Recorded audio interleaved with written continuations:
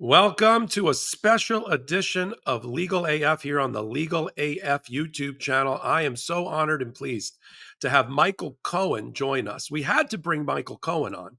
I just did a hot take and an analysis of Michael.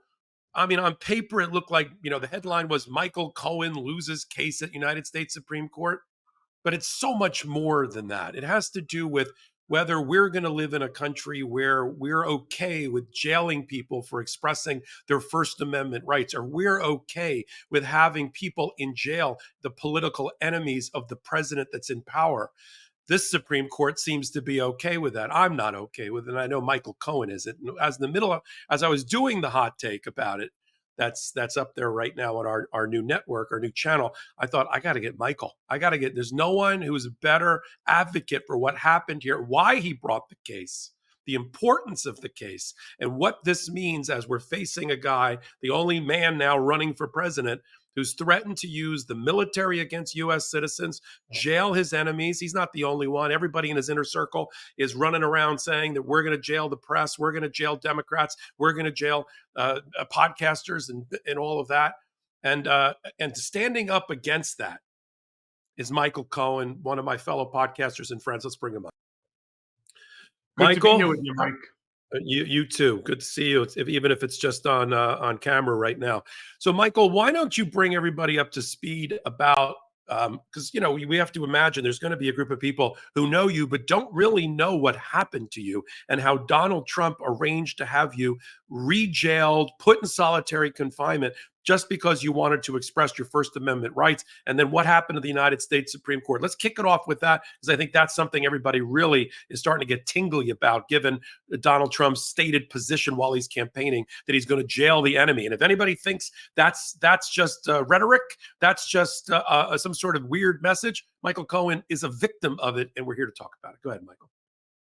So let me be clear to all of your listeners and your viewers that I am unique in this country, in that I am the first and only political prisoner held by this country as a U.S. citizen because I refuse to waive my First Amendment constitutional right. And I know people say it's hard to believe. I'm not the one that even said it. Who said it? Federal Court Judge Alvin K. Hellerstein said it on a habeas corpus petition in order to have me taken out of solitary confinement after being lured to 500 Pearl Street by the Bureau of Prisons, by the Department of Justice. And here's what Alvin Hellerstein had to say word for word. And I'm reading from his order granting preliminary injunction. The court finds that respondents, the United States of America, Trump, Bill Barr, etc., purpose in transferring Cohen from release on furlough and home confinement back to custody was retaliatory in response to Cohen desiring to exercise his First Amendment rights to publish a book critical of the president and to discuss the book on social media. Judge Hellerstein further says in the next sentence something no attorney has ever heard before. Accordingly, respondents are hereby enjoined from any continuing or future retaliation against Cohen for exercising his First Amendment rights. Federal Judge Hellerstein had to remind the United States of America, Donald Trump, Bill Barr, the Attorney General of the United States at the time, that he is enjoined, prohibited from violating my First Amendment constitutional rights further. This is absurd. And in light of Donald Trump's statements about the enemy within, when Trump turns around and says, Mike Popok, you are a critic, I will jail you. Mike Pence, you are a critic. You didn't do what I wanted. I will jail you. Nancy Pelosi, Hunter Biden, and the rest, the president of MSNBC, CBS, whomever draws ire to Donald Trump will unfortunately suffer the same consequence that I did. And my purpose of continuing, whether it was through the appellate court or up to by writ of certiorari, the Supreme Court of the United States, my intent was to make sure that the injustice that occurred to me at the hands of Donald Trump a weaponized Department of Justice, and a willing and complicit Attorney General, being, in this case, Bill Barr, that it never ever happens to any other US citizen ever again. And the fact that the Supreme Court refused to hear this case, to give me my day in court, it's not a loss to me only. It is a loss to everyone, because now there are no guardrails to prevent Trump from doing exactly what was done to me. He now has the playbook to anyone and everyone Well, else. that's a very good point, Michael. And you and I in pre-production talked a little bit about it. And you had a very good comparison to the famous Roe versus Wade case, which gave a woman a right to choose constitutionally enshrined until it was ripped away by MAGA and by the Federalist Society selections. About it's not just about Roe bringing the case; it's much greater than that. What did you mean by that, Michael? 50 years, women had the right to make their own reproductive decision making decisions. Understand, this wasn't just about Roe.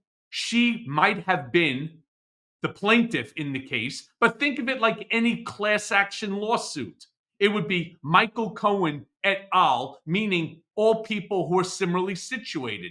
The fear that one has to have is when Donald Trump says that he intends to do something, understand he intends to do it. And how do you know that? Because he's done it before.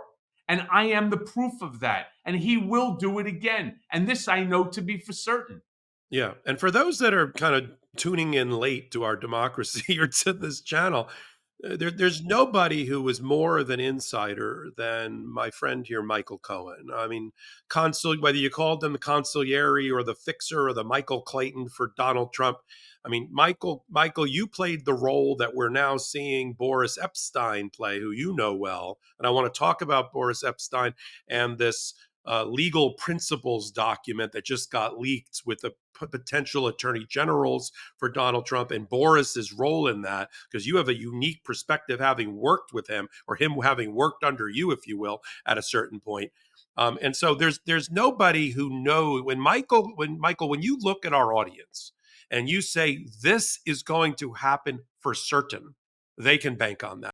Well, let's not forget, in 2019, 2 years before January 6th insurrection, you may recall at one of the seven congressional hearings that I appeared before, this one happened to be the only one that was live.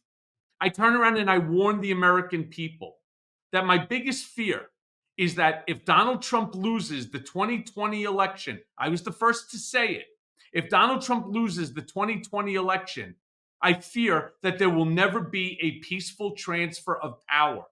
And then we had January 6th, 2 years before it happened. And now I am telling you for certain, knowing the man better than anyone, that if Donald Trump wins the 2024 election, that there will never be another election again in this country that you recognize. I mean, it's chilling how prophetic you were. Literally, I had forgotten that you had made that not a prediction. You told the American people, you were straight with them about what would happen. And just to gild the lily here of your comments, you have recent comments by Chris LaCivita, who's getting paid $22 million by all things Trump to be his quote unquote campaign manager. He said at the Republican National Convention in a Politico interview that for them, they're not going to stop fighting to make sure that Donald Trump wins that election and it's stolen from, let's say, the rightful winner like Kamala Harris, not through Jan 6th, through the moment a hand is placed on the Bible on January 20th at 11:59 a.m. That's what they think their last date is, which also suggests a military use or people taking up arms again. So they're already promising another January 6th. Yeah. There's So some here's something that's yeah. interesting, Mike. There was a statement that Donald used to repeat in the office during 2015, 2016, that he thought it came from Vladimir Putin. And he thought it was the coolest thing, which is it doesn't matter who you vote for. All that matters is who's counting the vote. And that's where, because Putin would generally get 91, 92% of the vote during each election. And we know that that's not true. We know that it's manipulated. And for whatever the reason, he thought that this ability within which to make your own determination for the winner was the coolest thing out there. This is exactly the game plan that he and others, these sycophants, these acolytes that are surrounding him, this is the belief system that they have. And we cannot allow that to happen. And for others that have worked closely with them even after you did, like General John Kelly, who just came out in the New York Times interview, I got a hot take going up about that. I'm sure you will too, in which he said point blank, Donald Trump is a fascist. He was the longest serving chief of staff, General Kelly. He said, I observed a fascist, a dictator, somebody who admired Adolf Hitler for all the wrong reasons, and other dictators. There are no right reasons to No, admire Adolf I'm Hitler. being tongue in cheek. As the son of a Holocaust survivor, I Yeah. say that emphatically. Oh, I love. Yeah. Well, there's no Popoks left except for the ones that made it out. With my grandfather and great grandfather. So I hear you on the what John Kelly is saying with 13 days, 12 days, whatever it's left on the clock to save our democracy is you got to keep this person as far away from the nuclear button, from the Oval Office as possible. We also have reporting recently. I'm sure you caught it on one of your own shows, Michael. We're going to talk about your podcast here also, in which people that were insiders inside the White House kept the binder away from Donald Trump, which would have given him the law that was at his disposal that he could have used, like the Insurrection Act and martial law and the Posse Comitatus Act. They kept away the playbook because they were afraid he was going to use it against the American people. I mean, if that doesn't send a chill down people's spines and motivate them for them and take 10 other people with you to Mike, there were guys that were in the administration early on that they used to take stuff off the president's desk. I want you to think about this for a second. Imagine in your own office, one of your employees takes documents off of your desk without your permission. We're talking about the president of the United States because they were afraid. Like people like Steve Bannon would leave a document on a memo that he wanted Trump to read. And other people would take that document off the desk so that Trump would never get a chance to read it, because the problem with Trump and anybody that knows him, and especially people like me who really know him, the last person in Trump's ear controls the brain. Yeah, and Michael, what we were watching when you put all these little pieces together of the people taking things off his desk, not giving him the binder, not General Milley saying, "Don't worry," to his Chinese counterpart, "I got my finger between Donald Trump's hand and the nuclear button. I'm not going to let him start a war." It was a soft exercise of the 25th Amendment. That's all it was. They just didn't want to put it to a vote, but they did everything to put him in a rubber room to protect him from us, the person that's running to be president of the United States. Let me ask you something, Michael, Well, when because you say, by the way, Boris. before you jump Sure, into that, when you say sure. to protect him from us, nobody No, no, was protect us from him. Sorry. right. And the interesting thing here is nobody protected me from him. Nobody protected me from having the Department of Justice weaponized by the President of the United States and his willing and complicit bloviated Attorney General, Bill Barr. Nobody protected me from them. In fact, being lured to 500 Pearl Street by this guy, Adam Pakula and Enid Phoebus, to be given a document that was supposed to be a federal location monitoring agreement that was not the standard one, but rather, as Jamie Raskin calls it, a counterfeit document that violated my First Amendment constitutional rights. And when I refused to sign it because my first book, Disloyal, was already with the printer, and I couldn't sign it, and I asked them to tamp down the language because it was so violative. And I had my buddy with me, Jeffrey K. Levine, who's a friend of mine since we were 14. He's a lawyer here in the city, because I didn't trust what was going on. They had us wait in the hallway. They already had the marshals ready and prepared to come to where we're sitting. They handcuffed, they shackled me, They put me into a room that was like a freezer, and then they shipped me back up to Otisville for another 16 days, making it 51 days of solitary confinement. This should never happen in the United States of America. This is torture. It is mental and physical torture against a U.S. citizen because I refuse to waive my First Amendment constitutional right. I'm sure you didn't say goodbye to your family at that moment because you didn't know you're going to be thrown back into the clink, right? No, Right. no. My son was actually in his car in front of the courthouse waiting in order to take me back to the apartment.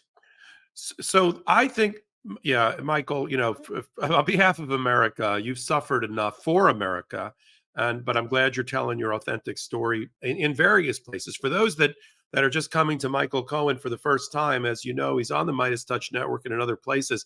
He's got 3 different podcasts. He's got the Mea Culpa podcast, which is also in YouTube version. He's got Political Beatdown with one of my colleagues, Ben Meiselas, and he's got the Michael Cohen Show, which is up and running. And I'm so pleased that we're all in these pro-democracy platforms and doing crossover episodes. I've been on Michael's show. He's over here with our new channel. By the way, the Michael Cohen Show is on YouTube, and I actually just did a hot take on the comments made by Chief of Staff John Kelly. What bothers me about all of these folk, whether it's the Bill Barr coming in, crossing his hands, saying, "Oh yeah, I told Donald you lost the election," that doesn't welcome you back into polite society. Why don't you tell exactly what you did in order to injure the Constitution of the United States of America? All right. Why don't you talk about the things that you allowed Donald Trump to convince you to do that's damaging right now the future of our democratic republic? And by the way, John Kelly also needs to come clean with all the things that happened. People like myself, Scaramucci, right, who left early on. People who've been talking about the dangers of Donald Trump. And we're not the only two. But the ones that are coming out now, and all of a sudden it's like, well, I told him he lost the election. Nobody needs you to tell us. We all know that he lost the election. They need to come clean with new information so that the American people know exactly how dangerous Donald Trump is. In collaboration with the Midas Touch Network, we just launched the Legal AF YouTube channel. Help us build this pro-democracy channel where I'll be curating the top stories, the intersection of law and politics. Go to YouTube now and free subscribe at Legal AF MTN. That's at Legal AF MTN.